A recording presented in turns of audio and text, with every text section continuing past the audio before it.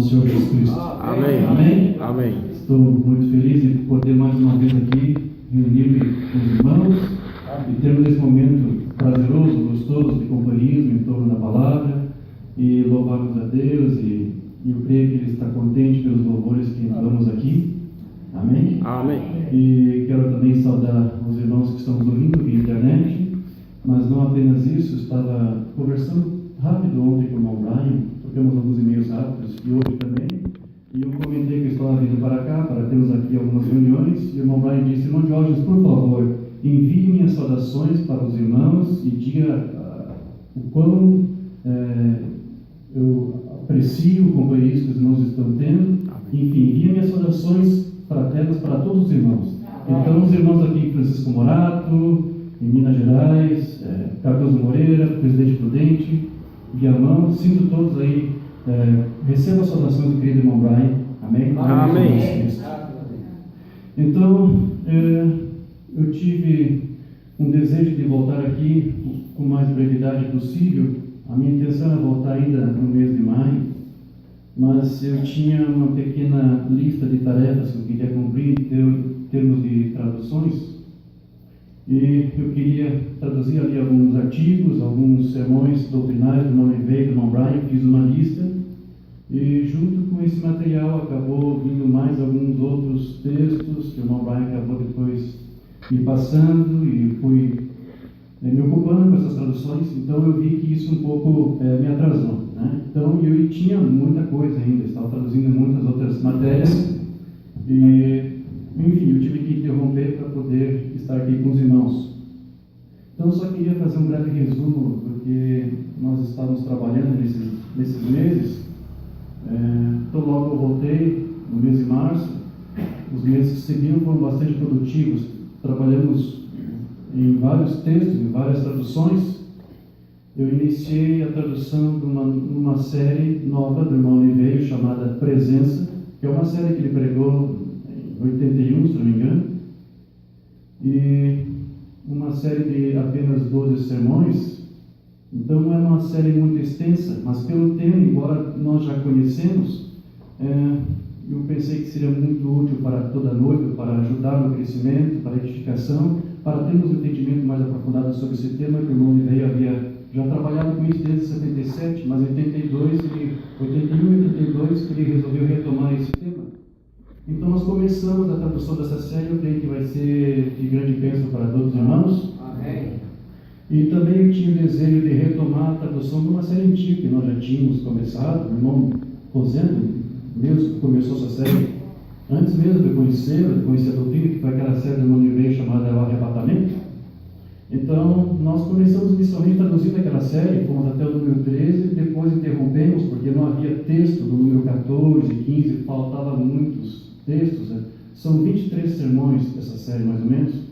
Então nós interrompemos e ali iniciamos a tradução da série da idade, que estava completa, tínhamos todos os textos de áudio. Mas agora recentemente o irmão Brian conseguiu colocar toda a série Arrebatamento em texto, né? Da primeira à última, acho que são 22 ou 23 sermões.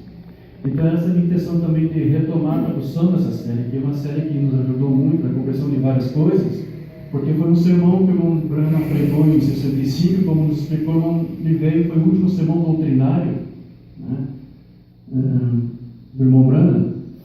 Então, muitas coisas o irmão Branham tratou, e você sabe que o irmão Branham deu uma comissão para o irmão Oliveira, sim? Ele disse para o irmão Oliveira pegar as suas mensagens, partir em pedaços pequenos, porções pequenas e dar para o povo. Ou seja, para tentar mastigar um pouquinho mais e fazer o povo entender um pouco melhor alguma coisa que quem sabe eles passaram por alto e não compreenderam. Então essas séries que o irmão Oliveira ministrou teve esse fim. Foi uma comissão que o irmão Oliveira deu que o irmão Branham deu para o irmão Oliveira. Então, quando nós traduzimos, nós sabemos que o que ele está passando ali para nós é apenas algo que o irmão Branham disse para ele fazer. Verdade, né? Verdade. Então ele pôde fazer não apenas o esclarecimento daquilo que estava ali naquele sermão especificamente, mas ele fazia uma abrangência e tudo mais que ele havia pregado em outros sermões, juntando com muitas escrituras.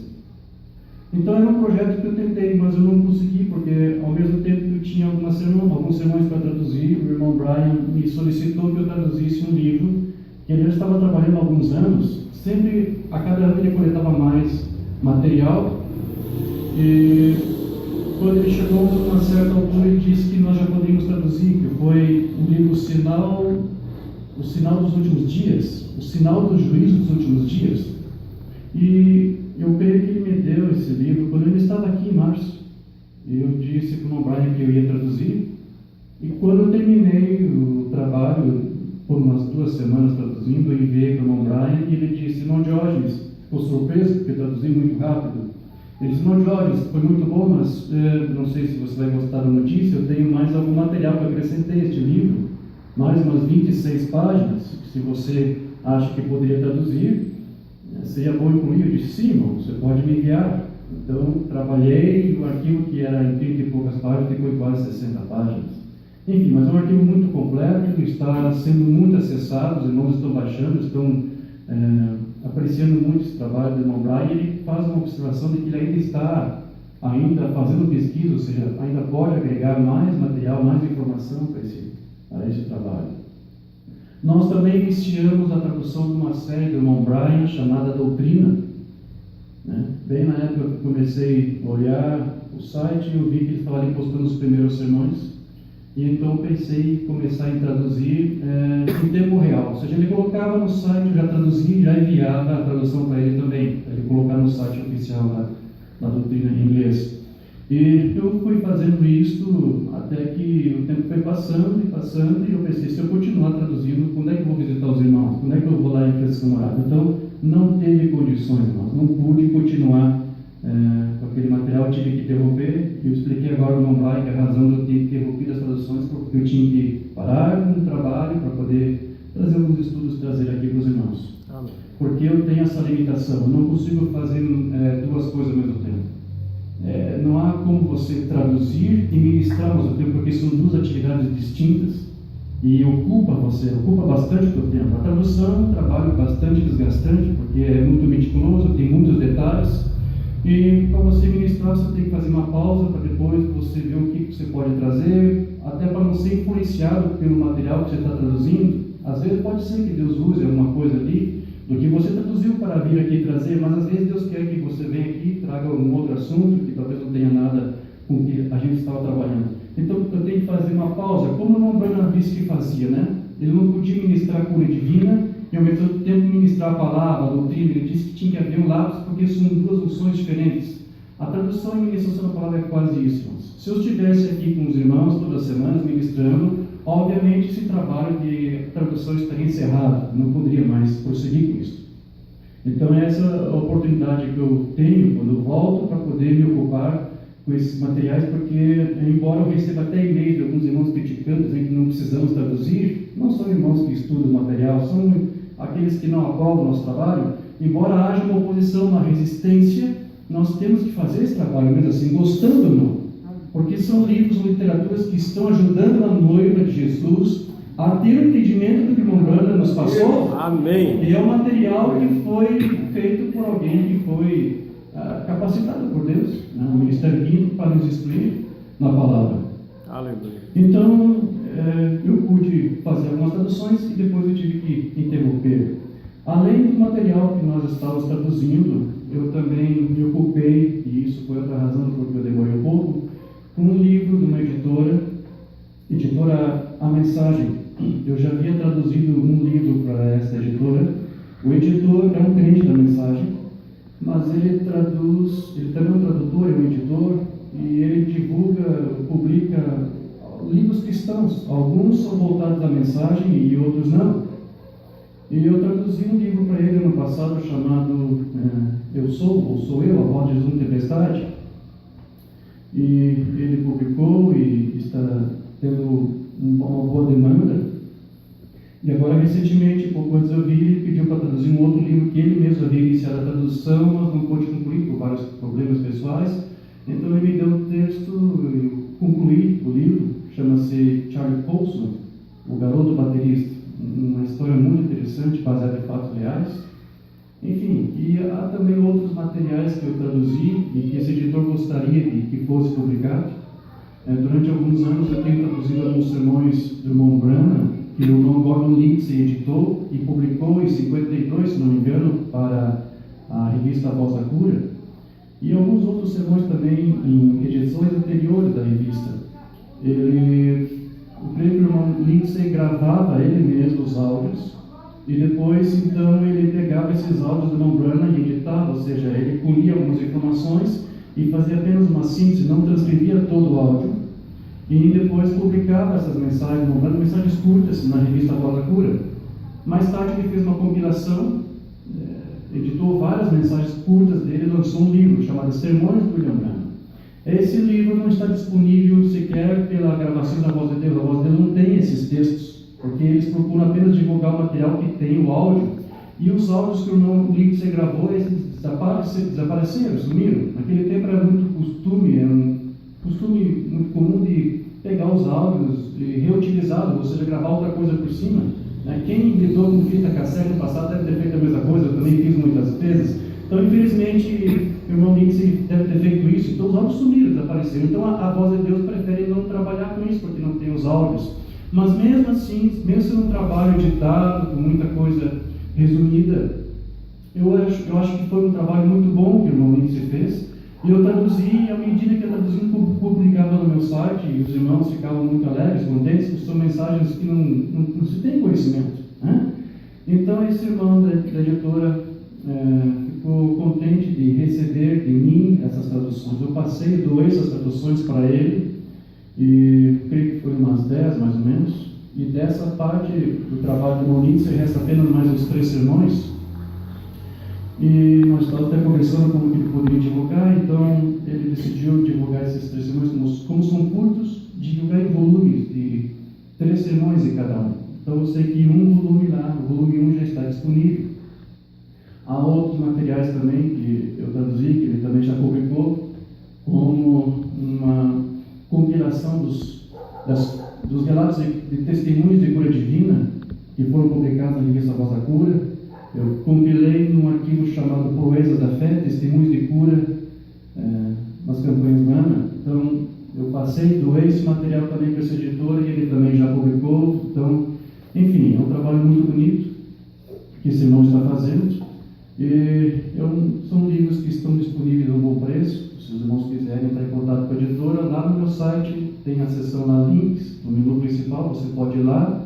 Lá no final você vai ver o link ali da editora, a mensagem, você pode entrar em contato com ele pelo e-mail, enfim, você pode solicitar o material que você encontrar. Boa parte desse material já está no site, mas esses livros que pertencem à editora que eu traduzi está apenas com ele, não divulguei o arquivo digital. Então, a única maneira dos irmãos lerem é entrando em contato com a editora.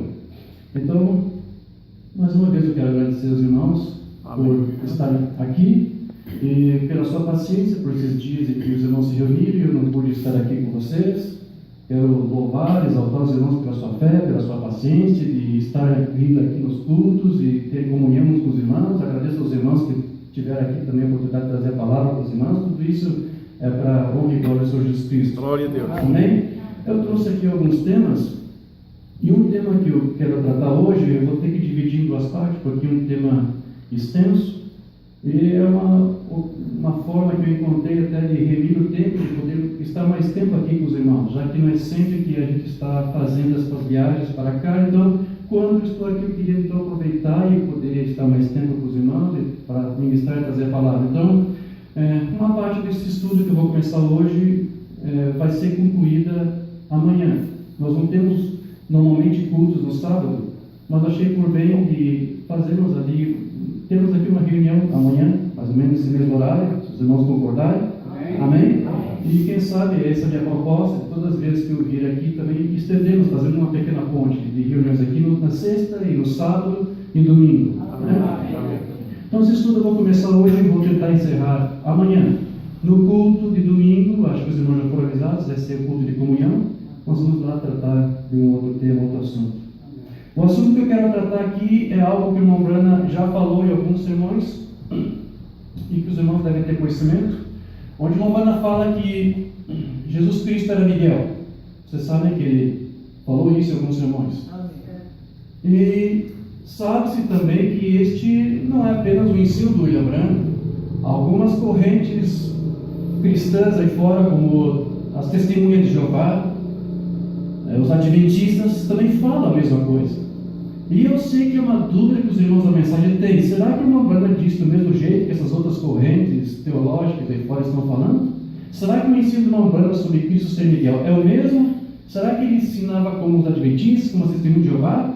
A única forma de nós sabermos, então, de nós fazermos aqui um estudo detalhado para, então, fazer um esclarecimento sobre esse tema. Se Lombana pregou ou não pregou a mesma coisa que eles. Então, eu já sim posso tentar aqui de imediato dizer para os irmãos que, embora Lombana diga que Cristo era Miguel, você vai ver que ele não diz da mesma forma que as testemunhas de Jeová, os adventistas disseram.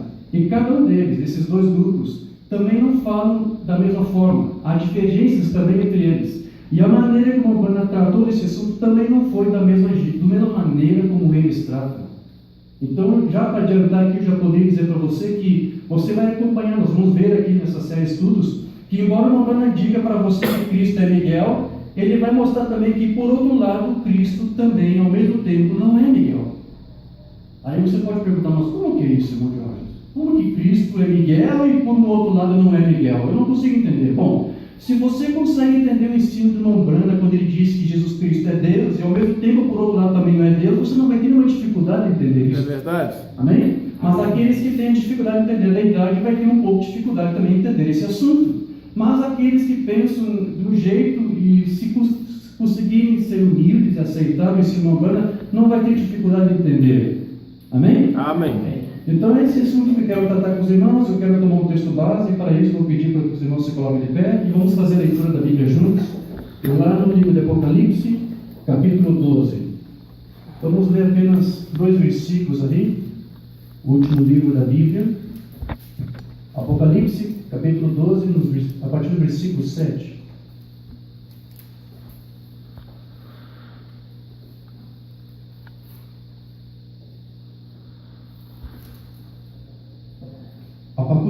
Apocalipse capítulo 12, versículo 7 diz assim: houve peleja no céu. Miguel e os seus anjos pelejaram contra o dragão. Também pelejaram o dragão e os seus anjos. Todavia, não prevaleceram, nem mais se achou no céu o lugar deles. Vamos falar com o Pai. Pai Celestial, Deus maravilhoso, louvamos a Ti mais uma vez, Senhor, pela oportunidade que o Senhor nos concede de estarmos aqui reunidos na Tua casa para bendizer o Teu nome e exaltar a Ti, Senhor, por tudo que Tu tens feito em nossas vidas, porque nós reconhecemos a Ti em todos os nossos caminhos e cremos, Senhor, que cada coisa que fizermos é segundo o propósito, Senhor, que Tu colocou no Teu coração. Estamos aqui, Senhor, para Te exaltar, para Te glorificar, e agora, Senhor, pedimos a Tua bênção para este momento em que vamos ouvir a Tua palavra, Senhor. Amém. Pedimos humildemente para que Tu venhas falar conosco, para aprendermos mais de Ti e sermos cheios da Tua glória, cheios do Teu poder, da Tua majestade, Pai. Pedimos humildemente, fale conosco aqui, Senhor. Envolve-nos, Senhor, com a Tua atmosfera divina, para que possamos sair daqui capacitados para testemunhar mais e mais a Tua palavra, conforme nos foi revelada pelo Teu mensageiro para esses últimos dias, Senhor. Esta bênção que nós Te pedimos, e que depois desse culto, Senhor, que possamos aqui dar um testemunho de fé corajoso, Senhor, de que Tu tens nos guardado e que Tu tens fortalecido nossas vidas, Pai. Amém. Apenas nos firmamos em Ti e na Tua palavra. Revela-nos a Tua palavra, a porção da Tua palavra para nós nesse dia. É o que nós Te pedimos, no nome do Teu Filho amado, Jesus Cristo. Amém. Amém. Sublime graça do Senhor, que a infeliz salvou. Eu cego fui, mas vejo já. Perdido ele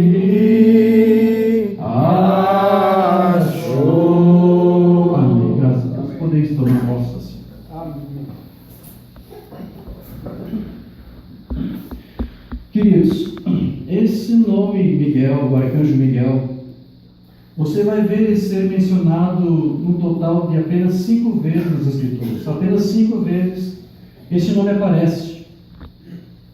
E além dos livros que mencionam, há também alguns livros apócrifos que também mencionaram o nome Miguel, e com um entendimento não podemos, vamos dizer, abalizar como sendo bíblico, escriturístico, porque são informações extras que nós não encontramos nas Escrituras.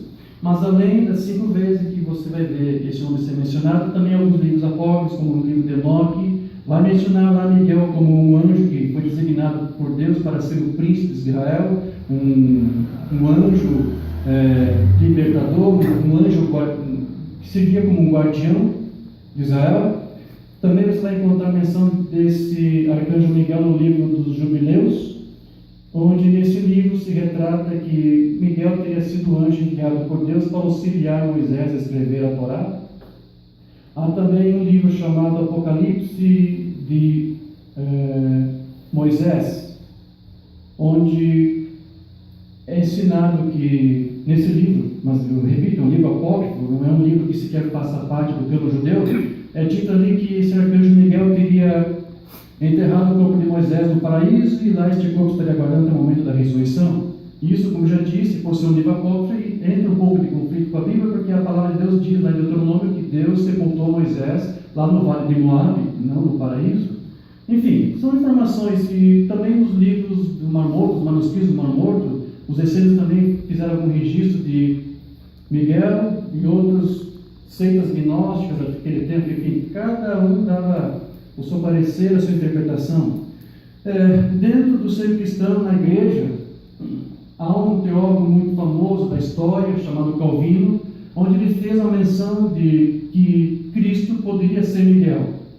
Mas não tente lembrar disso para os calvinistas, porque eles não gostam de lembrar disso. Eles não creem nisso, eu creio que eles pensam que Calvino deve ter cometido algum erro quando ele fez essa declaração. Porque alguns já estão comentando e Calvino fez um pequeno registro dizendo, olha, muitos estão dizendo que Miguel poderia ser Cristo. Eu não vejo objeção, eu creio que poderia crer e aceitar e ver assim, dessa forma também. E houve também um outro estudioso chamado Matthew Henry, no século XVII, que também escreveu alguma coisa associando, fazendo uma analogia de Cristo com Miguel. Então, esses dois, Calvino e Matthew Henry, são historiadores, estudiosos que os adventistas e as testemunhas de Jeová gostam muito de mencionar em seus tratados, onde eles tentam provar que Miguel é Cristo, é Jesus Cristo. E então, muita coisa se ensina acerca desse pensamento, dessa doutrina, né? As testemunhas de Jeová pensam um pouco diferente dos adventistas. Eu tive que fazer uma pesquisa para poder saber exatamente como cada um pensava, para poder ver o que o irmão Branham pensava, se era igual com algum deles ou era diferente de alguma coisa. Então, os testemunhos de Jeová, eles dizem que Miguel era um anjo, mas que ao mesmo tempo tinha as características messiânicas de Cristo. Então, no entendimento das testemunhas de Jeová, Miguel é Cristo. Mas como eles falam que Miguel é um anjo que foi criado, então eles dizem que Jesus, o Filho de Deus, foi criado também, e isso já não está mais de acordo com as Escrituras. Nós não temos esse entendimento, não temos assim. Mamana disse que o Filho de Deus era o Logos que saiu de Deus. Amém. Mas quando ele disse que esse Logos saiu de Deus, o Mamana não estava dizendo que ali o Filho estava sendo criado por Deus. Alguns têm interpretado dessa forma, inclusive até irmãos da mensagem, mas eles estão fazendo isso de uma forma equivocada, porque dizer que o Filho saiu de Deus não quer dizer que ele estava sendo criado. Mamana sempre dizia isso, mas apenas para mostrar que o Filho ali estava tendo um princípio, um começo, mas não quer dizer que estava sendo criado. Porque a diferença é que a criação, quando ela foi feita, ela de fato era uma criação que veio praticamente do nada. A criação foi feita do nada, cosmos, universo. E o Senhor Jesus Cristo, Filho de Deus, não veio assim, ele não veio do nada, ele veio da substância do Pai. Quando o profeta diz para você que ele veio do seio do Pai, quer dizer que o Filho tinha a mesma substância de Deus. Ele veio de algo que existia antes, que era eterno, que é o Pai. E esse Filho, uma banda vai dizer para você que ele tinha a mesma substância do Pai. Por isso que o Filho também era uma parte dele que levava consigo toda a sua essência, a imanência, a latência, seus atributos, estava ali naquele Logos que são de Deus. Mas não era uma criação. A criação, o mundo que Deus fez, não é uma parte de Deus como o Filho é. Não é feita a mesma substância de Deus como o Filho foi feito. Senão, se você interpretar assim, você cairia num erro filosófico chamado monismo ou panteísmo, que tenta ensinar que Deus está em todas as coisas. Não é verdade. Embora cada coisa que está aqui seja a palavra criativa de Deus, amém? Uma árvore, um peixe, uma pedra, isso é Deus, de uma certa forma, porque a palavra dele é manifestada, mas você não pode dizer que ali é Deus feito da substância de Deus. Não. Porque eles vieram do nada, mas o Filho não veio do nada, ele veio do ser de Deus. Amém. E nós ministramos aqui na última vez que tivemos, que Romano ensinava assim, um ser sobrenatural, Deus gerou um outro ser sobrenatural. Então nós não cremos, Romano não ensinou que o Filho era uma criação como qualquer outra criatura, mas é assim que os irmãos desse grupo chamado Testemunho de Jeová ensinam. Dizem que o Jesus é um Filho criado, o ser mais perfeito de toda a criação, mas não era assim que o Romano ensinava. Então, esse é o entendimento que eles têm. E ainda pode observar a diferença desse ensino para o ensino dos adventistas, porque eles não ensinam da mesma maneira. Como é que os adventistas ensinam? No entendimento deles, Miguel é nada mais nada menos do que Deus mesmo. Porque no entendimento deles, Miguel é Cristo, é o Filho de Deus, mas eles também interpretam que este Filho de Deus é a própria pessoa de Deus. Então, essa é a interpretação que eles têm, que já é diferente das Testemunhas de Jeová. Uns dizem que realmente é um anjo e que depois Deus usou para batalhar suas batalhas, e uma outra corrente vai dizer que não, é Deus mesmo, né? E, enfim, há muitas coisas que se falam nos seus tratados, as explicações que eles dão são inúmeras. Eu fiz apenas uma lista, eu vou aqui mencionar alguma coisa, mas eu quero que você saiba que isso é pouco do tanto que eles falam, porque eles tentam de inúmeras maneiras tentar explicar como que eles entendem que Cristo é Miguel. Uma das outras razões que eles dizem é por causa do nome. O nome Miguel quer dizer quem é como Deus. Então eles dizem que este nome é apenas o outro nome para Jesus, né? Para fazer de Miguel e de Cristo o mesmo ser e a mesma pessoa. Eles também dizem que Miguel é arcanjo no singular, ou seja, na Bíblia não faz menção de arcanjos no plural. Só existe um arcanjo em toda a Bíblia, que seria Miguel.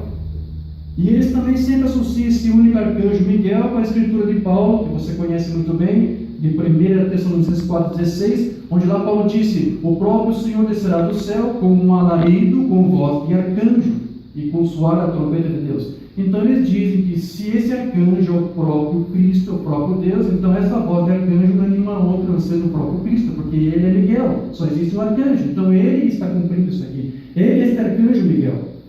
Então essa interpretação deles também faz você entender, segundo a interpretação que eles têm, de que antes da pré-encarnação, antes do Filho se encarnar, então Jesus seria um anjo. Essa é a interpretação que eles têm. E a Bíblia também vai mostrar para você que este arcanjo Miguel ele tinha anjos submissos a ele. E as Escrituras também mostram para nós que Jesus, Filho de Deus, também tem anjos que servem a ele, recebem ordens dele. Então, como a Bíblia mostra que tanto Miguel tem anjos sob disposição, assim como Cristo, então eles dizem que esses mesmos anjos são do mesmo príncipe, do mesmo anjo, do mesmo Cristo. Então eles fazem de Miguel e Cristo o mesmo ser. Agora, há um livro na Bíblia que essas duas correntes usam muito, então, para tentar arrazoar e defender este ensino de que Cristo é o próprio Miguel, que é o livro de Daniel, onde ali o livro de Daniel menciona algumas vezes este anjo e especifica ele como sendo um príncipe, né? E uma escritura lá de Daniel 10:13, Miguel é chamado de um dos primeiros príncipes, ou seja, ele é um príncipe entre tantos outros, né? E também ele é chamado em Daniel 10:21 como o vosso príncipe, referindo a Israel. Israel tem Miguel como príncipe da nação de Israel. Mas eles também fazem uma analogia com a própria descrição que é feita de Cristo, Jesus Cristo, ali no livro de Daniel, porque você sabe que ali faz menção também do Messias, do ungido de Deus, que também é chamado de príncipe. Jesus, o Messias, é chamado de o príncipe dos exércitos, também de príncipe dos príncipes. E isso estaria também em associação com Apocalipse 1:15, onde lá é dito que Jesus Cristo é o príncipe dos reis da terra. Verdade. Então, essas correntes, a adventista e a Testemunho de Jeová, junto isso tudo, estudo e dizem que esses príncipes aqui, esse príncipe dos príncipes, que é Jesus, e esse um dos primeiros príncipes, que é Miguel, na verdade é o mesmo príncipe. Esse ungido, que é chamado de príncipe, e o arcanjo Miguel, que também é chamado de príncipe, na verdade não são dois príncipes diferentes, mas são a mesma pessoa, o mesmo ser. Ainda dentro desse mesmo livro de Daniel, há um outro argumento que eles usam muito, que é baseado no que eles chamam de o bloco profético do livro de Daniel. O que é isso? Eles dizem que ali nesse livro há 4 sessões proféticas que falam acerca da vinda de Cristo e da implantação do seu reino. Onde a primeira sessão você vai encontrar ali no capítulo 2, que fala da pedra, que é jogada em direção à estátua e que é destruída. Ali é um tipo, uma prefiguração de Cristo. No outro quadro profético, noutra sessão desse quadro profético, Jesus é mencionado ali no capítulo 7, quando fala do Filho do Homem que se encontra em condição de dias. Na outra ocasião, você vai ver lá no capítulo 8, onde Jesus, o ungido, o Messias, é chamado de Príncipe dos Príncipes. E a última sessão desse bloco profético está ali no capítulo 10 e 12, onde faz menção de Miguel. Então, no entendimento deles, eles dizem para você, se você não fizer também deste Miguel que aparece no capítulo 10 e 12, este próprio Cristo, você quebraria um paralelismo de sincronismo desse bloco profético de Daniel. Então, forçosamente, você também vai ter que interpretar aquele Miguel ali como sendo o próprio Cristo. E além deste argumento, há um outro que eles usam bastante, que é baseado na epístola de Judas, onde ali naquela epístola diz que o arcanjo Miguel estava disputando o corpo com Moisés, e em um dado momento é dito que este Miguel não ousa repreender Satanás, e diz que o Senhor te repreenda. Eles associam essa palavra que Miguel diz nessa epístola de Judas com as mesmas palavras que você vai encontrar no livro de Zacarias, capítulo 3, verso 2, onde ali fala que o sacerdote Josué estava presente e também estaria junto ali o anjo do Senhor e Satanás. Então esse anjo diz assim a Satanás, que o Senhor te repreenda. Então, porque a mesma expressão dita por Miguel e pelo anjo do Senhor, então eles interpretam que esses dois seres são o mesmo ser. Ou seja, Miguel é aquele mesmo anjo do Senhor, e aquele anjo do Senhor seria Deus, seria Cristo, e eles tornam os dois o mesmo ser, a mesma pessoa. Esses são os principais argumentos que você vai encontrar se você for fazer as pesquisas que eu fiz. Os principais argumentos que eles usam para dizer que Miguel é Cristo. Porém, há algumas considerações e algumas reflexões que nós temos que fazer para tentar esclarecer algumas coisas. Porque esse argumento que eles usam, principalmente baseado no livro de Daniel, o bloco profético, onde eles tentam dizer que aqueles tipos ali tipificam o Cristo, que culmina com Miguel, que também tem que ser o tipo de Cristo. Ali eu já encontro um pequeno problema, porque na última sessão do bloco profético, onde eles dizem que no capítulo 10 faz menção de Cristo, quando aparece ali Miguel, ali também, nesse mesmo capítulo 10, aparece uma prefiguração, ou teofania, se você quiser chamar assim, da pessoa do Senhor Jesus Cristo. Quando ali no versículo 5 de Daniel 10 é dito, e levantei meus olhos e olhei, e eis um homem vestido de linho, e os seus lombos cingidos com ouro fino de ufaz, e o seu corpo era como berilo, e o seu rosto parecia um relâmpago, e os seus olhos como tocha de fogo, e seus braços, seus pés brilhavam como bronze polido, e a voz das suas palavras era como a voz de uma multidão. Esses relatos que você vai encontrar aqui, essas características apresentadas deste homem vestido de linho, são as mesmas características que você vai encontrar lá em Apocalipse, capítulo 1, verso 15. Se você for fazer uma analogia, até as Bíblias, quando tem aquelas notas de referência no rodapé, você vai ver que elas relacionam essas duas escrituras. Por que isso? Porque esse homem de linho fino que aparece ali, esse homem vestido de linho, é o mesmo ser que aparece ali em Apocalipse. E o que você tem ali em Apocalipse capítulo 1, verso 15, na verdade, é uma encarnação de Deus. O que você tem ali é Deus encarnado na teofania, no corpo glorificado do seu Filho Jesus Cristo. Então, o que você tem ali em Daniel capítulo 10, verso 5, é uma teofania de Cristo, de Deus mesmo ali. Então, o argumento que eu apresento é este. Como você tem ali a descrição de Jesus através daquela teofania, e ao mesmo tempo a descrição de Miguel, seria um pouco sem razão você ter duas descrições distintas do mesmo ser no mesmo capítulo. Se você tem duas descrições distintas, na verdade, então o que você tem ali é um ser distinto do outro. Você tem ali um anjo e você tem um ser que é Deus ali de uma forma teofânica. Não são os mesmos seres ali. Só isso quebra esse raciocínio que eles usam do bloco profético. Porque ali você tem dois seres distintos mostrando seres distintos. Não são os mesmos seres que estão ali sendo apresentados. Além disso, tem outra coisa que nós precisamos considerar, que são alguns registros que você vai encontrar no livro de Hebreus, que fala, ou que faz uma distinção de Cristo, Jesus Cristo, Filho de Deus, dos anjos. Lá no capítulo 1 de Hebreus, no verso 13, você vai ler assim: mas a qual dos anjos ele alguma vez disse: senta-te à minha direita, até que eu ponha os teus inimigos como escabelo aos teus pés? Para qual anjo Deus disse isso? Senta-te à minha direita, até que eu faça os inimigos dos teus cabelos dos pés. Para nenhum anjo Deus disse isso, nem para Miguel. Deus nunca disse isso para um anjo. Está claro aqui. E mais, também, em Hebreus, no mesmo capítulo, nos versículos 5 a 8, você tem uma distinção clara de Jesus e dos anjos. Onde no versículo 5 vai dizer assim: pois a qual dos anjos disse jamais: tu és meu filho e hoje te gerei? E outra vez: eu lhe serei por pai e ele me será por filho. Para qual anjo Deus disse: eu sou teu pai e você meu filho? Para nenhum anjo. Nem para o arcanjo Miguel. Nenhum anjo você vai encontrar na Bíblia chamando Deus de seu pai. Porque Deus não é pai dos anjos. Os anjos não são filhos de Deus, como nós somos filhos de Deus. E mais adiante também vai dizer: e novamente, ao introduzir o primogênito do mundo, diz: e todos os anjos de Deus o adorem. Ou seja, os anjos podem adorar e prestar homenagens a Jesus Cristo, Filho de Deus, como já vimos aqui na outra ocasião, quando estivemos tratando sobre a adoração de Jesus no Novo Testamento. Mas veja, os anjos não podem receber adoração entre eles mesmos, nem Miguel recebe adoração. Miguel não pode ser adorado, nem os anjos adoram a si mesmos. E aqui você vê que os anjos adoram Jesus, mas eles não podem ser adorados. Você não vai encontrar isso em nenhum lugar da Escritura. Lá em Apocalipse, quando João foi adorar aquele anjo, o que foi que ele disse? Não me adore, porque eu sou um conservo dos teus irmãos, os profetas. Adore a Deus, não foi isso? Os anjos não recebem adoração, eles não adoram a si mesmos. Miguel não foi adorado, porque Miguel é um anjo.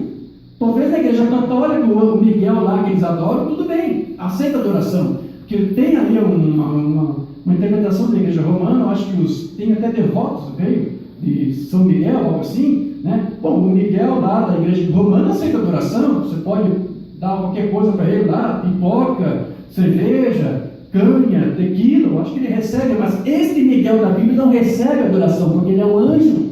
Ele não fez nada por mim e por você. Ele não teve sangue para derramar na cruz por mim e por você. Mas o Senhor Jesus Cristo pode receber adoração através desses anjos. E depois é dito ainda mais: ainda quanto aos anjos diz: aquele que a seus anjos faz ventos e aos seus ministros labareda de fogo. Mas acerca do Filho diz: o teu trono, ó Deus, é para todo sempre, e cetro de equidade é o cetro do seu reino. Essa escritura que está sendo mencionada aqui é o Salmo 45, que é um salmo que fala do reinado milenial. É por isso que aqui o Filho é chamado de Deus, porque no reinado milenial Jesus vai reinar outra vez com o seu Pai encarnado nele. Amém. Deus vai outra vez em plenitude habitar no corpo do seu Filho, e ali nós vamos fazer do seu Filho o Rei de Reis, Senhor dos Senhores. Ali você vai ter Deus outra vez encarnado no seu Filho. Então por isso que aqui é mencionado que ele é Deus, porque ele será, então veja, mas isso é porque é o Filho que estará ali, não é o anjo Miguel que vai estar lá reinando no milênio sobre nós, será o Filho de Deus. Amém. Não será um anjo. Então veja que aqui nós já temos um problema. Essas escrituras de Hebreus mostram uma distinção entre Deus e Filho. Agora, como é que os adventistas fizeram para resolver isso? Eles encontraram um meio muito fácil de resolver, porque isso é um problema sério para a sua teologia. Se há uma divergência clara aqui, uma diferença entre Cristo e os anjos, como é que eles podem dizer que o arcanjo Miguel seria Cristo? Eles têm que encontrar uma solução fácil. No entendimento dos adventistas, Miguel na verdade não é anjo nenhum. Miguel é o próprio Deus. Como foi dito aqui, alguns temas, alguns pontos que eles defendem, Miguel é apenas um outro nome para Deus. Então eles dizem que este Miguel não é um anjo, é apenas uma manifestação de Deus, pode ser também uma forma angelical, mas não que esse Miguel seja de fato um anjo. Enfim, foi essa forma que eles encontraram para tentar desfazer essa discordância da Escritura com essa interpretação que eles têm de que Cristo é o próprio Miguel. Sim, Miguel não é um anjo. E além desse problema que nós encontramos, há um outro problema muito sério, ainda voltar àquela mesma interpretação que eles dão da Escritura de Judas. Porque ali então você viu que Judas menciona que o arcanjo Miguel não ousou lançar palavras de repreensão para Satanás. Ao invés disso, ele disse que o Senhor te repreenda. Então, para esses grupos que defendem que este arcanjo Miguel é o próprio Jesus, você tem pelo menos dois problemas muito sérios para você defender essa doutrina com base nessa escritura aqui. Porque se de fato este Miguel aqui é Cristo, por que ele não pôde repreender Satanás? Pois que nós sabemos que quando Jesus esteve aqui na forma de carne humana, ele repreendeu Satanás no deserto. Quando Satanás tentou, ele disse: vai, Satanás, porque a palavra diz: adore a Deus e vai apenas a Ele. Ele repreendeu Satanás, e nós sabemos pelas Escrituras que Cristo foi feito inferior aos anjos por um pouco de tempo, assumindo o corpo de carne. Nós aqui, irmãos, nós somos inferiores aos anjos. Mas veja que mesmo Jesus, dessa forma humana inferior aos anjos, pôde repreender Satanás. Por que agora, depois de volta à sua forma angelical, não pôde mais repreender? Perdeu o poder? Ele tinha que estar repreendendo. Esse é um problema que eles não conseguem resolver. O outro problema muito sério com essa interpretação deles é que, se de fato Miguel é Cristo, por que ele teria que dizer que o Senhor te repreendeu? Mas se ele é Cristo, ele é o Senhor, se ele é Deus, não tinha que pedir permissão para o outro como se não fosse esse outro.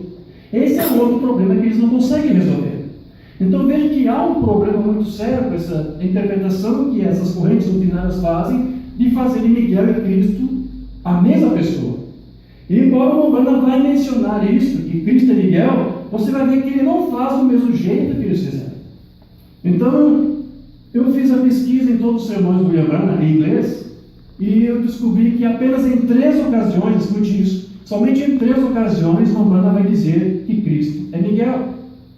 A primeira vez que você vai ver o Umbanda declarar isso foi na mensagem pregada em 55, o princípio e o fim da dispensação gentia, 9 de outubro de 55, lá no parágrafo 112. Você vai ver o Umbanda dizendo assim: e naquele tempo Miguel se levantará, o grande príncipe.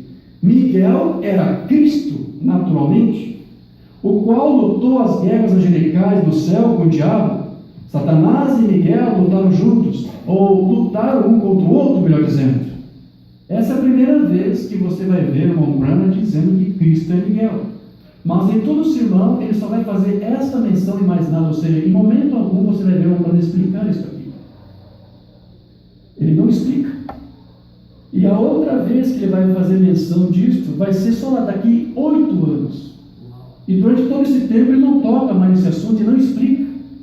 Dali 8 anos o Umbanda vai mencionar mais uma vez. Vai ser lá na mensagem: Cristo é o mistério de Deus revelado, no dia 28 de julho de 63. Lá no parágrafo 543, o Umbanda vai dizer assim: note, nos últimos dias está fazendo como ele fez no início.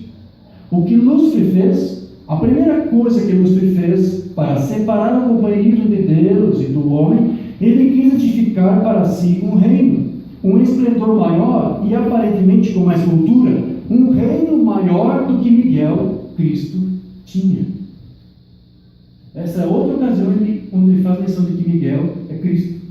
Porém, mais uma vez, nesse sermão, como naquele outro, de 8 anos atrás, ele apenas menciona e não explica nada disso. E a terceira e última vez que ele menciona isso foi num sermão que ele pregou dali 3 dias depois desse, chamado O Único Caminho Provido por Deus, e esse nós não temos traduzido para o português, do dia 31 de julho de 53, onde o profeta vai dizer assim: eu vou dizer uma coisa aqui, talvez eu não deveria dizer, mas ainda assim eu creio que eu deveria dizer isto. Se você percebeu, Lúcifer está fazendo exatamente a mesma coisa hoje que ele fez no início. Vê?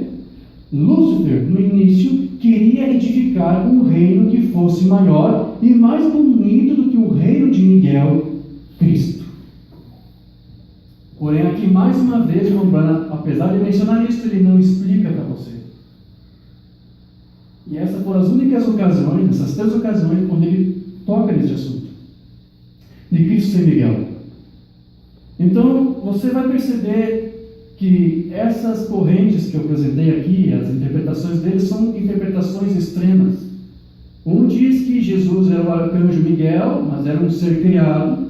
E o outro vai tomar uma outra atitude extrema de dizer que, na verdade, não é um anjo, Miguel é o próprio Deus. Então, Miguel, Cristo e Deus são tudo o mesmo ser, a mesma pessoa, são atitudes extremas. E você sabe, você conhece a mensagem urbana, ele sempre andava no caminho do meio, não é isso? Ele disse que a verdadeira mensagem estava no meio da estrada, no meio do caminho. Então, você vai ver que, embora Umbanda falava que Cristo é Miguel, nós vamos ver nesse estudo que ele não falava do mesmo jeito que essas correntes falavam, porque ele tinha uma maneira própria de entender e de compreender isto. Porque, como eu disse, a Escritura mostra que Jesus Cristo foi feito inferior aos anjos, quando esteve aqui no corpo de carne. Isso está lá em Hebreus capítulo 2, verso 7. Mas também em Hebreus capítulo 1, verso 4, diz que Jesus Cristo foi feito tão superior aos anjos, quanto herdou mais excelente nome do que eles. Aleluia. Então, o próprio nome Jesus Cristo é superior a qualquer outro nome de um anjo que Deus venha criar. Criou o que venha criar. E qualquer nome que algum anjo venha a ter, mesmo esse nome do anjo Miguel, que quer dizer quem é como Deus, nem mesmo este nome de Miguel é superior ao nome que Deus deu ao seu filho, que na verdade é o seu próprio nome. Amém. Deus deu o seu próprio nome para o seu filho. Amém. Deus não deu o seu próprio nome para anjos. Deus deu o seu nome para o seu filho. Amém. Então isso mostra que ele é superior aos anjos. E você vai ver que Umbanda entendia que este Miguel era um anjo. Então você pode pensar, mas irmão Jorge, eu não estou conseguindo entender isso. Se Umbanda disse que Cristo é Miguel e ao mesmo tempo não é Miguel, como que é isso? Como é que vamos fazer isso ter sentido? Você vai ver que, embora Umbanda dissesse que em seus sermões que Cristo é Miguel, ao analisarmos aqui os parágrafos que nós vamos ler aqui para você vai ver que ele não tratava de Miguel e Cristo como se fosse o mesmo ser, a mesma pessoa. Essa foi a atitude extrema que os grupos cristãos aí fora têm tomado. O irmão Umbanda seguia, como eu disse, o caminho do meio. Embora o Umbanda vai falar para você que Cristo era Miguel, ele nunca negou nos seus sermões que ele entendia que Miguel, o arcanjo Miguel, era um anjo.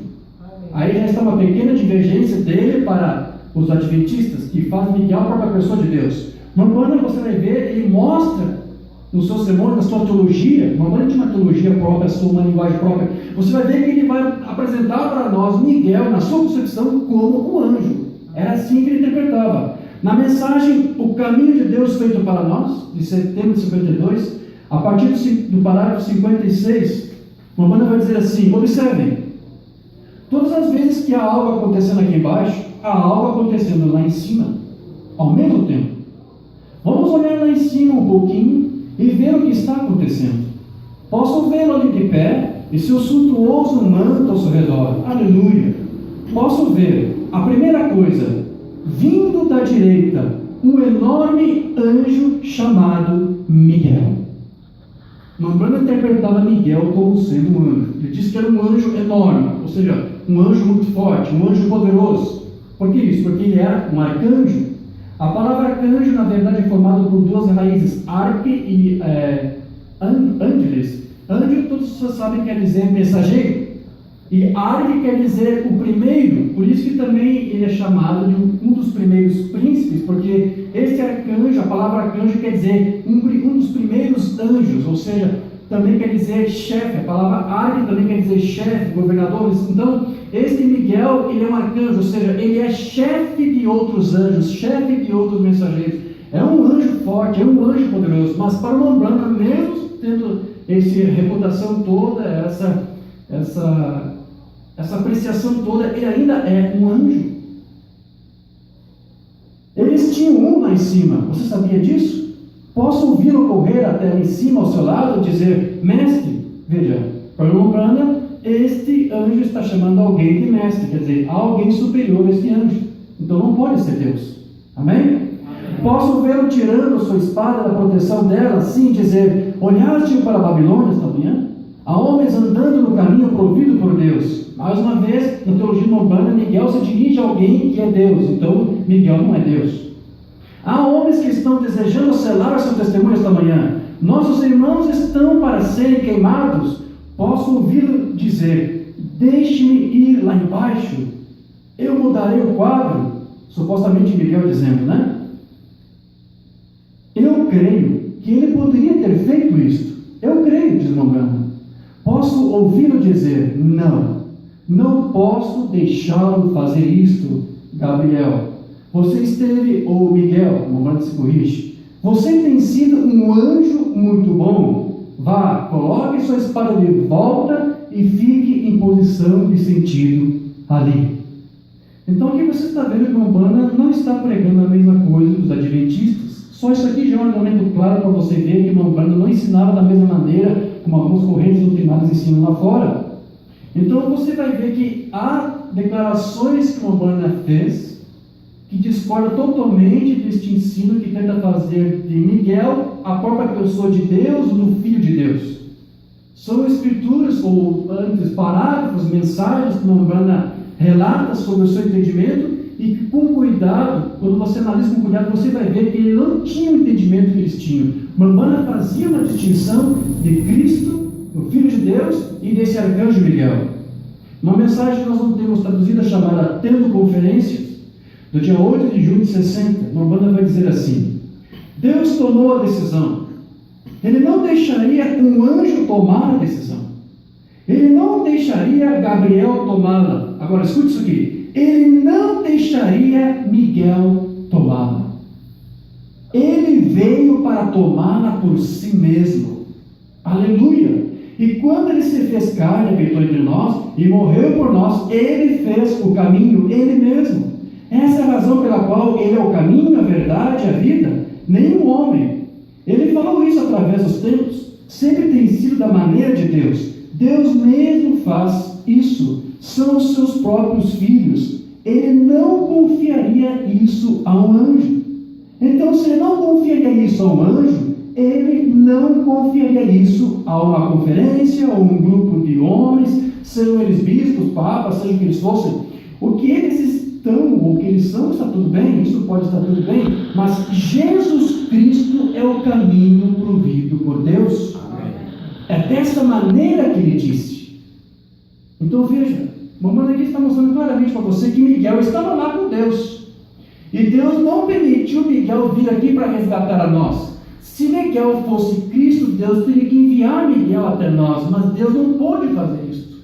Porque o próprio Mombrana aqui vai dizer, mas Jesus Cristo é o caminho provido por Deus. Por que Deus não pôde enviar o Miguel, o arcanjo Miguel até nós? Simples, porque ele não é o Senhor Jesus Cristo. É isso que Mombrana está dizendo claramente aqui para você. Agora, Miguel não é Cristo, pelo menos por Mombrana, mas para algumas correntes eles pensam assim. Nessa mesma mensagem tendo conferência, Mombrana vai mais uma vez mencionar isso.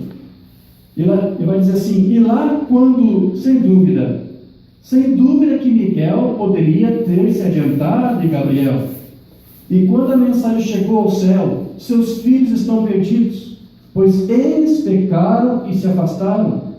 Deus não tomou Gabriel e disse, desça e case os meus filhos. Ele mesmo veio. Então Deus não enviou Gabriel, Deus não enviou o arcanjo Miguel que estava lá, um enorme anjo, um anjo forte, poderoso, um anjo bom, segundo o entendimento humano, mas era apenas um anjo. Ele não era homem. Tinha que ser homem para vir até nós, para nos resgatar. Veja, estou somente mostrando isso para você que se Mombrana pensasse que Cristo fosse Miguel, ou se Miguel fosse a própria pessoa do Senhor Jesus Cristo, ele não poderia fazer essa distinção que ele está fazendo aqui para você. Se Miguel fosse Cristo, ele teria que vir e descer para nos resgatar, mas Deus disse, eu não posso permitir você fazer isso. Isso aqui, Mombrana criou uma situação, uma espécie de conferência que teve no céu, não é isso? Há uma outra conferência que Mombrana cria, onde me mostra a ocasião onde Deus estava conversando com o seu filho para tratar sobre o sacrifício. E ele vai dizer que mais alguns seres estavam ali participando daquela conferência. Na mensagem de conferência com Deus, dia 20 de dezembro de 59, a partir do parágrafo 125, Mombrana diz assim, deixe-me mencionar apenas uma outra ou duas conferências. Deixe-me mencionar esta. Houve um tempo, depois que uma vida perfeita de 33 anos e meio tinha sido vivida, um homem que desejava viver tanto quanto eu desejo viver, irmãos que ele amava, pessoas que ele amava, cores do sol que ele gostava de ver. Lembre-se, Jesus era um homem, Deus estava nele. chegou o tempo, espaço em branco na fita, o Espírito que estava guiando o cordeiro, a pomba. Tinha que haver uma conferência entre o cordeiro e a pomba, ou seja, entre os dois seres, entre o cordeiro, o Filho de Deus, e a pomba, Deus, o seu Pai. Tinha que haver uma conferência entre o cordeiro e a pomba. Tinha que haver uma conferência entre o cordeiro e eles prepararam um lugar para tê-la. Depois do jantar daquela noite, eles atravessaram um pequeno riacho, o Cedron, ou em algum lugar, e atravessaram o riacho. E entraram em um jardim chamado Getsemane. Eles tinham que ter uma conferência, Deus e Cristo. Veja, mais uma vez, o Bana faz uma distinção aqui entre Deus, a pessoa de Deus, e seu Filho Jesus Cristo. Deus e Cristo tinham que conversar sobre o assunto. E o cordeiro e a pomba tinham que sentar juntos. Era a pomba que tinha que conversar com o cordeiro e a morte do cordeiro. Não a morte da pomba, não a morte de Deus, mas a morte do seu filho, o cordeiro. Glória a Deus. Agora, quando eles se assentaram ao lado daquela rocha e todos os anjos desceram do céu para ouvir essa conferência, lá estavam Gabriel, Miguel, Amargura, é o outro nome que o Umbanda dava para algum anjo, todos os milhares deles sentados ao redor da rocha. Então aqui o Umbanda fez uma distinção clara. Ali na conferência do Getsemane você tinha Deus, a pomba, conversando com seu filho, o cordeiro. E junto com esses dois seres, uma miríade de anjos também estavam ali reunidos em volta daquela rocha para presenciar a conferência. E um desses anjos que estava ali era Miguel. Se o Umbanda pensasse realmente que Cristo fosse a própria pessoa de Miguel, ele não teria feito essa distinção que ele fez aqui. Mas como tem alguns irmãos que estão até interpretando dentro da mensagem que Cristo é Miguel, a própria pessoa de Miguel, e que Cristo também é a própria pessoa de Deus, então eles fazem esses três seres aqui, o mesmo ser, o mesmo Deus.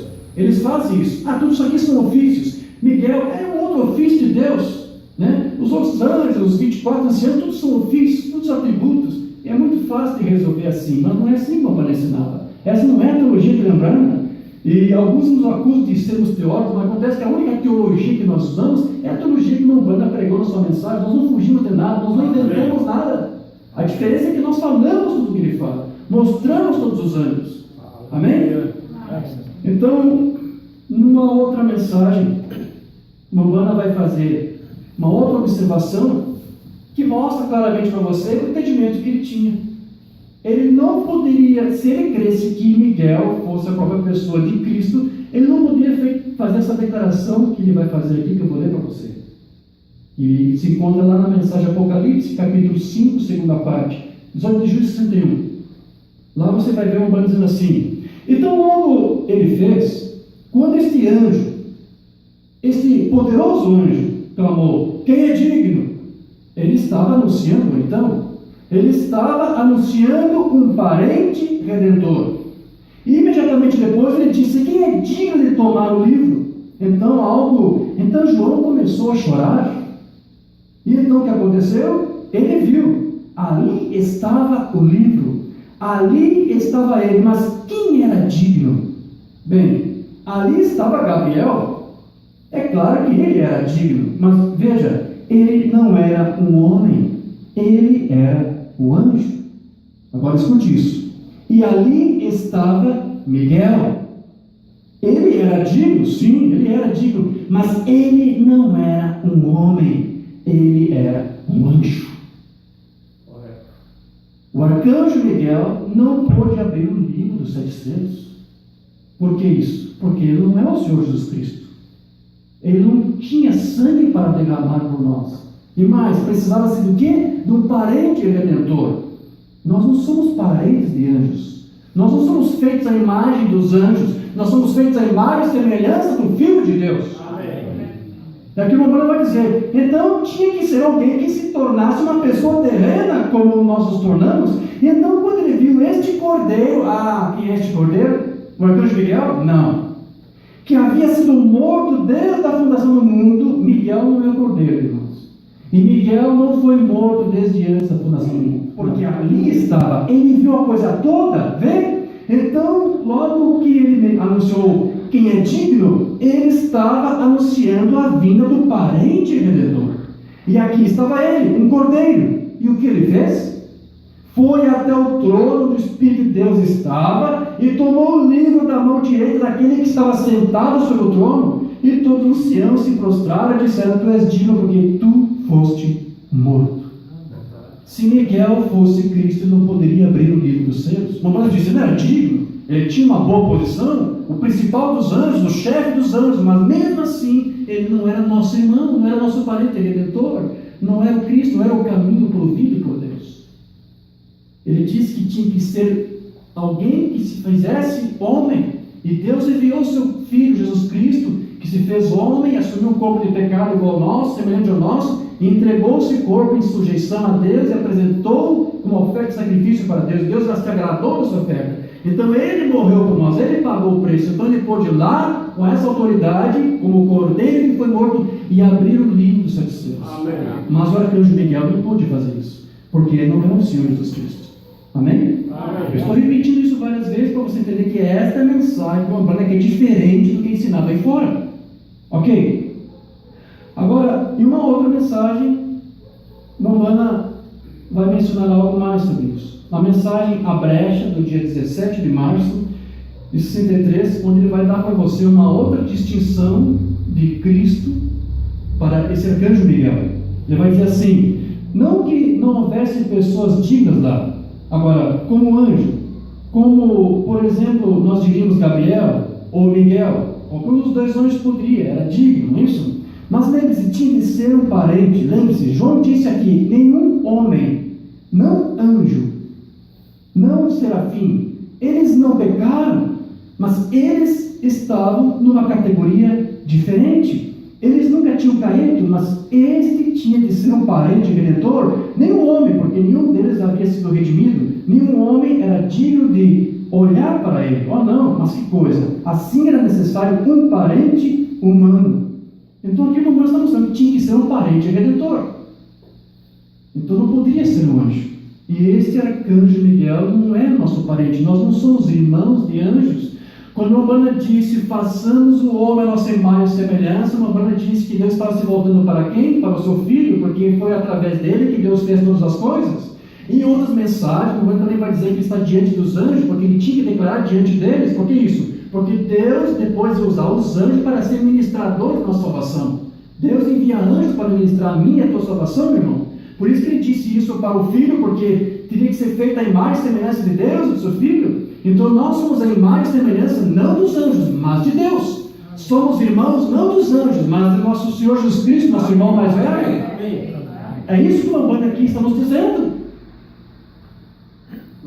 Então você entende que como foi Mombana, como Mombana diz que foi Jesus Cristo quem pagou o preço pelos nossos pecados, e como foi ele que Deus ressuscitou dentre os mortos para reivindicar aquele livro que nenhum anjo poderia. O que isso mostra? Que Mombana tinha esse sentimento de que foi Cristo quem foi lá e ascendeu aos céus e se assentou no trono de Deus, depois de ter tomado o livro nas mãos. Não foi um anjo, não foi um arcanjo Miguel que subiu lá. Não foi um anjo que assentou à sua direita, porque a palavra que nós lemos diz: a qual anjo Deus disse: assenta a minha mão direita, até que eu faça os inimigos por escabelo dos teus pés. Nenhum anjo Deus disse isso. Então não foi um anjo, não poderia um arcanjo Miguel subir lá no trono de Deus, tinha que ser o seu filho. E era esse entendimento, e era isso que o Mombana ensinava.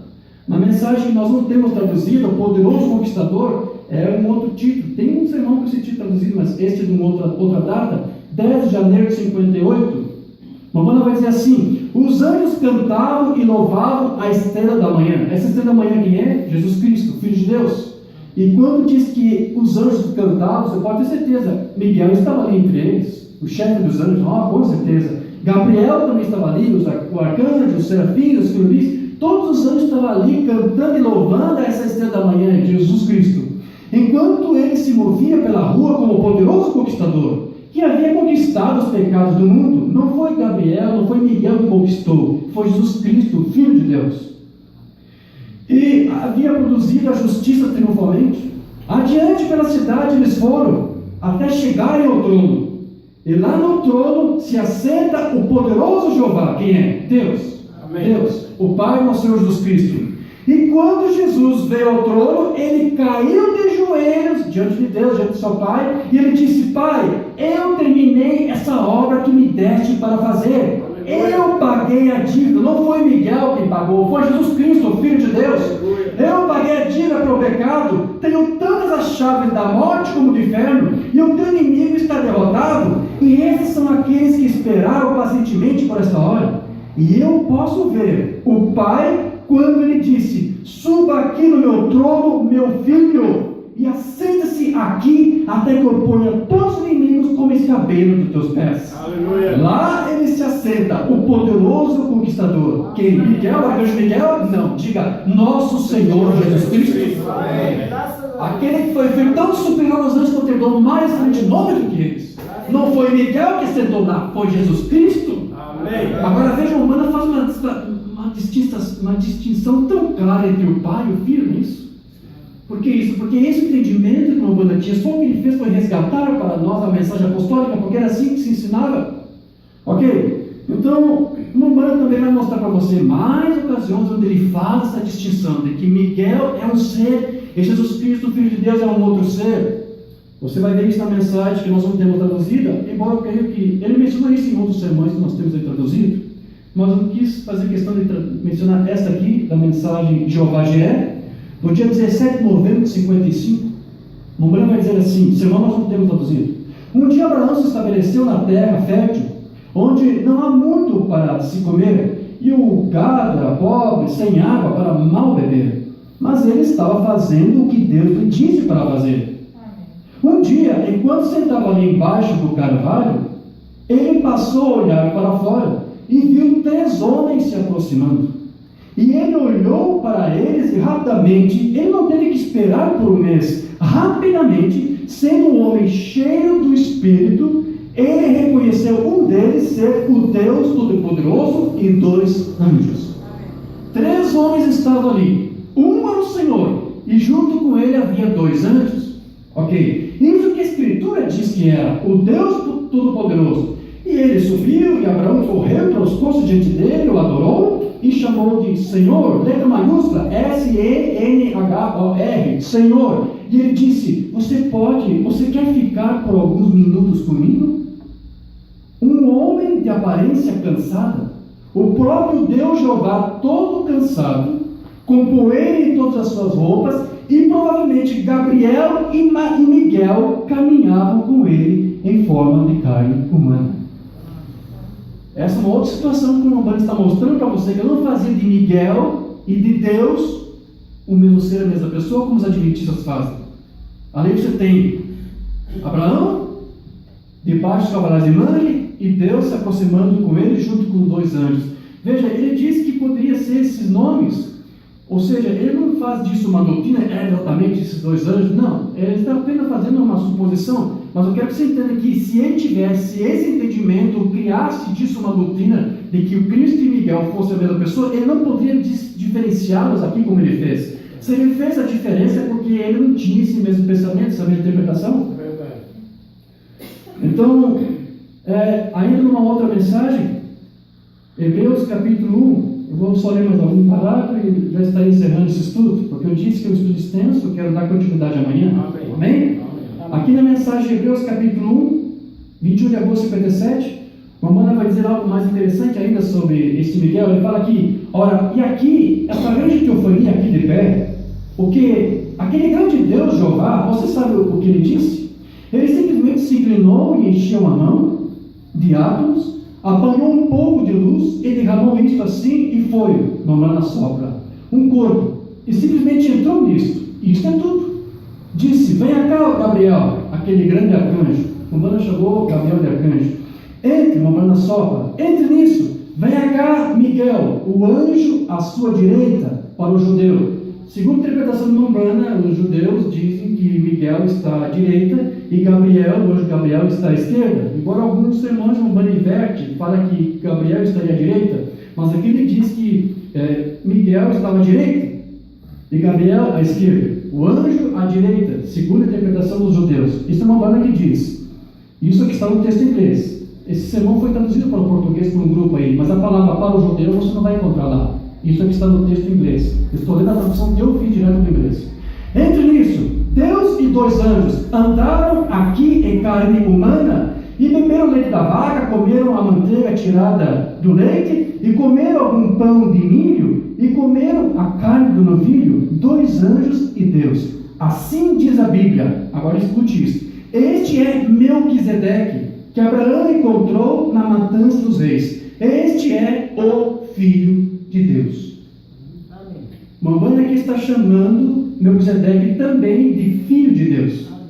Então aqui veja o que o mamãe está dizendo, que este arcanjo Miguel estava à direita do Filho de Deus. Vamos lá, a mamãe não poderia ter dito isso se ele pensasse que Cristo, o Filho de Deus, e Miguel fossem o mesmo ser. Você está conseguindo entender isso? São situações que o mamãe apresenta que mostram para você que ele tinha um entendimento muito diferente. Agora, claro, você sabe que em vários sermões a mamãe vai dizer que Miguel ou melhor, que este Melquisedeque é Deus mesmo, o Pai do Senhor Jesus Cristo. Na série de Hebreus ele fala isso, não é isso? Ele vai dizer para você que Deus é Melquisedeque e que Melquisedeque é o Rei de Justiça e que ele é o Pai de Jesus Cristo, e porque como a Escritura é chamada de o Príncipe da Paz, então Jesus Cristo é filho de Melquisedeque, que é o Rei de Justiça. Então Jesus Cristo é o filho do Rei da Justiça, Melquisedeque. Ele fez a distinção. Mas então por que o mamãe aqui vai dizer que Melquisedeque também é o Filho de Deus? Por várias razões, por vários motivos. Eu vou ter que criar um pequeno parênteses só para comentar isso, para nós encerrarmos. Amém? Amém. Então, obviamente, quando o mamãe fala isso aqui, é porque ele está fazendo referência a Hebreus 7,3, onde lá diz que Melquisedeque foi feito semelhante ao Filho de Deus. Ou seja, que Melquisedeque era como se fosse um tipo, uma prefiguração de Jesus Cristo. Porque Melquisedeque era Rei de Justiça, Jesus Cristo também é Rei de Justiça. Melquisedeque era sacerdote, Jesus Cristo, Filho de Deus, também é sacerdote, segundo esta ordem de Melquisedeque. Agora o mamãe também vai dizer para você no sermão que ele pregou, o grande Melquisedeque, o grande príncipe e rei Melquisedeque. Ele diz para você, mamãe, que Melquisedeque era tanto príncipe como rei ao mesmo tempo. Por que isso? Por vários motivos. Porque Jesus Cristo é mesmo ontem, hoje, eternamente. Amém. Quando Abraão recebeu a visita de Melquisedeque, ele entendeu que Melquisedeque estava ali diante dele e que era Deus. É por isso que esse outro sermão que nós lemos, o profeta disse que Abraão era um homem cheio do Espírito Santo. Por que ele disse isso? Porque este ser que aparece ali diante de Abraão era o mesmo aquele que apareceu para quem ele deu os dízimos. E lá para Melquisedeque, quando Abraão deu os dízimos, Melquisedeque tinha uma aparência. E aqui Deus, embora o Banda chame de Melquisedeque, estava com uma outra aparência. Mas mesmo não tendo a mesma aparência daquele Melquisedeque com quem Abraão se encontrou antes, Abraão sabia que era o mesmo Senhor que estava ali diante dele, porque ele é um homem cheio do Espírito Santo. Você tem que entender isso. Agora, por que isso? Porque uma banda disse, Melquisedeque é o grande príncipe e rei, Melquisedeque. Por que isso? Por que grande príncipe e rei? Porque Jesus Cristo, ele disse para você lá em João 14:11, eu estou no Pai, e o Pai está em mim. Então, onde o Pai estiver, você tem que entender que Jesus Cristo vai ter que estar ali também. Amém. Se você crê que o Espírito Santo está aqui, você vai ter que crer que o Senhor Jesus Cristo, o Filho de Deus, também está aqui agora no nosso meio. Então, se não é difícil para você entender que o Senhor Jesus Cristo está aqui, porque ele disse que ele está no Pai e o Pai está conosco, você não vai ter dificuldade de entender que aquele Melquisedeque, que é o Pai de Jesus Cristo, o Filho também deveria estar ali. É por isso que ele vai dizer que o Filho também estará ali. Melquisedeque, o Filho de Deus.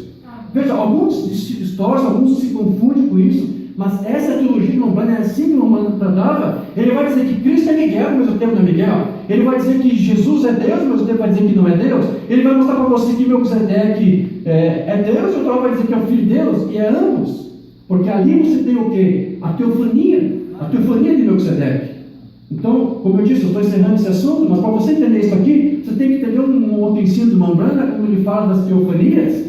Na mensagem que ele pregou em Hebreus, capítulo 6, terceira parte, Mamana vai mencionar para você quando Moisés viu as costas de um homem, lembra disso? Amém. Mamana disse para você em vários sermões que aquilo era uma teofania também. Ele vai dizer para você que aquela mesma teofania que Moisés viu as costas de um homem era a mesma teofania que depois apareceu para Abraão, ou vice-versa, né? Nessa mensagem ele vai dizer, ele era uma teofania. Moisés disse, eu gostaria de vê-lo. Deus escondeu na rocha, e quando ele passou, virou suas costas. Moisés disse, parecia as costas de um homem. Então o que aconteceu? Certo dia, lá embaixo, quando Abraão estava sentado em sua tenda, veja, ele está juntando os dois eventos, né? Chegaremos nisso nesta noite. Quando Abraão estava sentado em sua tenda, Deus apareceu apareceu para ele um corpo de carne, bem, você diz, irmão Brana, ele era, nós não encontraremos aqui, encontrando com Abraão, antes daquilo, na ordem de Melquisedeque, um corpo de carne que era Deus. Claro que era, ele era Deus em carne.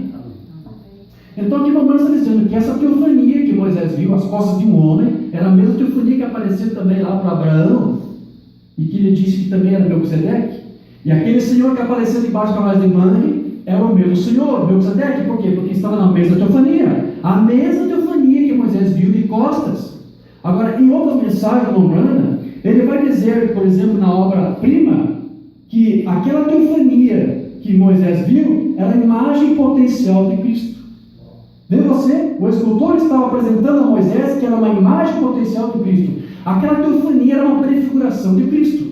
Numa outra mensagem, Hebreus capítulo 1, veja, estou juntando aqui umas peças para você entender e montar um jogo completo. Em Hebreus capítulo 1, Romano vai dizer que Moisés viu as costas dele e disse, parecia as costas de um homem. Aí Romano vai dizer, o Logos que saiu de Deus.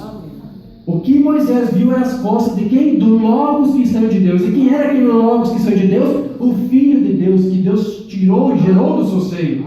E uma mensagem chamada Vida, que eu não mencionei aqui, mas vocês conhecem muito bem, Romana vai dizer que o corpo teofânico do Senhor Jesus Cristo, aquele Logos que saiu de Deus, era o próprio corpo de Deus, Jeová. Amém. Então aquela teofania que estava diante de Moisés, que ele só viu de costas, era a teofania de quem? Do Logos que saiu de Deus. E que era quem? Uma imagem potencial de Cristo. E uma outra mensagem vai nos dar mais um elemento para entendermos ainda melhor isso. Na mensagem poderoso, Deus desvelado perante nós, o profeta diz assim, Moisés não viu passar, ele viu as costas dele e disse, parecia um homem, as costas de um homem. No entanto, ele não viu a Deus. O Banda diz que Moisés não viu de fato Deus. Ele somente viu o véu de Deus. E o que era este véu? O Logos que são de Deus. A teofania que era o corpo teofânico do seu filho, que é o próprio corpo de Deus Jeová. Mas veja, Deus não é teofania, mas Deus estava velado naquela teofania, que era o corpo do seu filho. Ele vai dizer aqui, a Bíblia disse, Deus nunca foi visto por alguém, mas o unigênito do Pai o fez conhecer. Entende agora porque agora vai dizer para você que Melquisedeque era o filho de Deus? Porque você ali tinha a teofania do Senhor Jesus Cristo, o Logos que saiu de Deus, que era a imagem potencial do Senhor Jesus Cristo, e que era o véu de Deus. Moisés e Abraão não estavam vendo o próprio Deus, não pode ver Deus, mas Deus, a pessoa de Deus, estava velada naquele véu que era o corpo teofânico do Senhor Jesus Cristo, o Logos que saiu de Deus. Amém? Amém. Graças a Deus. Amém. Então, para encerrar, só quero ler mais esse parágrafo e retomando esse assunto amanhã. Na mensagem El Shaddai, que também não temos traduzido, dia 16 de abril de 59, Romano vai dizer assim, sei que muitos escritores tentam dizer que era uma teofania e coisa assim, mas isso não era assim. O que é isso? Como não é assim? Nós não acabamos de ver o Romano dizendo que era uma teofania? Eu vou ler de novo aqui naquele sermão. Agora aqui, essa grande teofania aqui de pé, ele disse que era uma teofania, não disse? Mas agora você tem uma outra mensagem onde ele diz que não é teofania. Quer que eu leia de novo? Vamos lá. Sei que muitos escritores, teólogos, estudiosos, tentam dizer que era uma teofania e coisa assim, mas isso não era assim. Que confusão, né? Mas para quem conhece a doutrina e a mensagem, não há confusão nenhuma. É por isso que a doutrina é essencial para a noiva de Cristo, porque é a doutrina que põe a doutrina, a mensagem da Umbanda em ordem, no seu devido lugar. Nós temos visto muita bagunça, as pessoas fazem conflitos de Umbanda, parados de Umbanda conflitando com ele mesmo, declarações que ele faz e que depois diz que era uma oposição a outra coisa que ele fez. Nós não fazemos isso. Nós não criamos conflitos entre os parágrafos de declarações que o Umbanda faz. Então o que o Umbanda aqui está dizendo? Porque parece que ele está negando que é uma teofania, se ele disse que era, e aqui ele disse que não é. Então você tem que ter um entendimento. Eu nem sei exatamente o que o Romano está querendo dizer aqui, embora não explique exatamente, mas eu sei do que ele está falando. Ele está dizendo que alguns escritores diziam que não é uma teofania. Na verdade, eles não negam que é uma teofania. É uma teofania, eles não negam que é. O que acontece é que alguns teólogos têm a interpretação de que aquelas teofanias não comiam carne de verdade. Eles apenas faziam de conta que estavam comendo. É uma interpretação que eles dão aí fora. Eles se baseiam em alguns depoimentos de Santo Agostinho. Santo Agostinho disse algo parecido. Ele disse que a terra absorve a água de um jeito e os raios do sol absorvem a água de um outro jeito. A terra absorve a água de uma maneira, corrigindo aqui, e a luz do sol absorve a água de uma outra maneira, ou seja, nossos corpos físicos de carne absorvem o alimento de um jeito, e os corpos celestiais, os raios do sol, como ele dizia, havia se falado de uma outra maneira. É um argumento poético muito bonito e alguns estudiosos usam isso. Mas eles também se baseiam no livro apócrifo de Tobias, onde lá um anjo aparece numa teofania e ele come alguma coisa e depois, mais adiante nesse livro, vai dizer: olha, vocês me viram comendo, na verdade, mas vocês estão enganados, eu não comi nada, só fiz de conta que comi. Então ele se baseia nessas pequenas declarações para dizer: olha, assim são as teofanias, elas não comem de verdade, elas apenas demonstram que comem. Mamãe não cria assim. É isso que ele vai dizer para você. Aí você vai entender essa declaração, não é bem assim. Agora você vai entender que ele não está negando que é uma teofania, mas não da maneira como eles ensinam agora. Como é que é a teologia do Abraão? Como é que ele entendia isso? Ele vai dizer: ele foi comer carne, beber leite, comer pão de milho. Para o Abraão, aquelas teofanias comeram carne, sim. Beberam leite, sim. Não fizeram de conta, não disfarçaram, eles realmente consumiram aquilo. Amém? Ele era absolutamente um homem assentado em carne. Alguém me disse há não muito tempo atrás: Billy, você não quer me dizer que você acredita que foi um homem? Eu disse: absolutamente, ele era Deus em carne. Ele disse: onde ele conseguiu aquela carne? Eu disse: o grande Criador, o Deus dos céus e da terra, os 2 anjos com ele. A Bíblia diz que eles eram 2 anjos e o próprio Deus. Ora, ele disse: onde ele conseguiu esse corpo? Eu disse: do que somos feitos? 16 elementos: petróleo, cálcio, potássio, luz cósmica. Bem, Deus apenas disse: venha cá, Gabriel, venha cá, Miguel, vamos fazer uma pequena viagem até lá embaixo, ver o pai Abraão. Chegou lá e pegou um punhado de cálcio, um punhado de potássio, de luz cósmica e soprou isso junto assim, e entrou nisso e falou com ele. Aleluia! Esse é o nosso Deus. Essa é a razão pela qual eu creio nele na ressurreição. Por que uma banda disse isso? Porque um dia Jesus Cristo será ressuscitado entre os, será trazido conosco na ressurreição, e nós todos juntos com nosso Senhor Jesus Cristo cearemos as cenas bodas do Cordeiro em nossos corpos teofânicos, revestidos de um corpo glorificado que será formado do mesmo pó da terra. E quando nós estivermos naquelas cenas bodas lá, meu irmão, nós não vamos fazer de conta que nós vamos comer, nós vamos comer de verdade, nós vamos beber de verdade. É isso que o irmão aqui está nos dizendo. Ele fez isso no passado e tem poder para fazer isso outra vez. Diga graças a Deus. Amém, maravilha. Mas o irmão Jorge, então, ok, você está me mostrando pelos parágrafos do irmão Branham que realmente Cristo não é Miguel. Mas então, quando a irmã Branham disse que Cristo é Miguel, em que termos então estaria dizendo isso? Como que então para a Umbanda Cristo seria Miguel? Já vimos que não é do mesmo jeito que os adventistas e as testemunhas de Jeová falam. Tem alguns irmãos dizendo que eu estaria ensinando a doutrina dos adventistas. Alguns disseram aí, escreveram na rede social. O irmão Jorge está pregando a doutrina da dualidade. E está pregando a mesma doutrina dos adventistas. E como agora eles estão sendo católicos ou trinitários, daqui a pouco o irmão Jorge também vai pregar a trindade. Por favor, se tem alguém pregando dualidade ou trindade ou a doutrina adventista da mensagem, são os unicistas da mensagem. Porque os adventistas fazem de Miguel, o arcanjo Miguel e Cristo e Deus tudo o mesmo ser, a mesma pessoa. Exatamente o que os unicistas da mensagem estão fazendo. Se tem alguém nessa mensagem pregando a mensagem adventista, não sou eu, são os unicistas da mensagem. Eu estou pregando a mensagem de Branham. O irmão Branham não era nem adventista nem dualista. Ele estava no meio da estrada. Amém? Amém? Então, de que forma que Cristo era Miguel para o irmão Branham? Vamos tentar tratar sobre isso amanhã e mais outras coisas, porque nós lemos ali que esse Miguel pelejou contra o Lúcifer, contra Satanás. Então temos algumas coisas mais que nós temos que tratar sobre isso. Amém? Amém? Ficamos de pé, vamos agradecer a Deus uma palavra de oração. Pai Celestial, Deus bendito, louvamos a Ti, Senhor, por essa oportunidade.